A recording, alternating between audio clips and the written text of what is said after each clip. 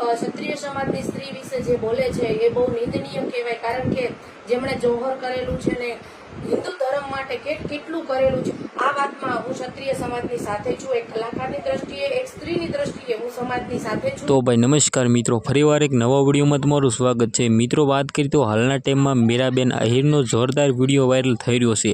જે વિડીયો વિશે વાત કરીએ તો હાલના ટાઈમમાં ક્ષત્રિય સમાજનો જોરદાર વિરોધ ચાલી રહ્યો છે.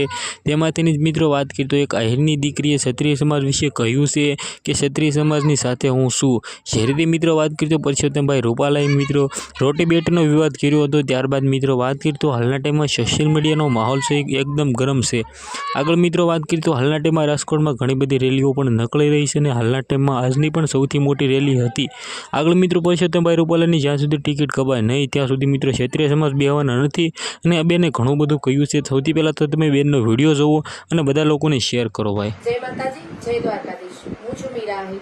થોડા સમય પહેલા એક ઘટના બનેલી હતી જેમાં પરસોત્તમભાઈ રૂપાલા જે ક્ષત્રિય સમાજની સ્ત્રી વિશે બોલે છે, તો ખાસ કરીને એમને જણાવવાનું કે કોઈ પણ સ્ત્રી હોય, કોઈ પણ સમાજની હોય, સ્ત્રી પૂજનીય છે, પૂજનીય હતી અને પૂજનીય રહેવાની. એટલા માટે આ ઘટનાને હું વખોડું છું, કારણ કે ક્ષત્રિય સમાજની સ્ત્રી વિશે જે બોલે છે એ બહુ નિંદનીય કહેવાય, કારણ કે જેમણે જોહર કરેલું છે ને હિન્દુ ધર્મ માટે કેટલું કરેલું છે, આ વાતમાં હું ક્ષત્રિય સમાજની સાથે છું. એક કલાકારની દ્રષ્ટિએ, એક સ્ત્રીની દ્રષ્ટિએ હું સમાજની સાથે છું, કારણ કે જે બોલ્યા છે એ બહુ ખરાબ છે, નિંદનીય છે.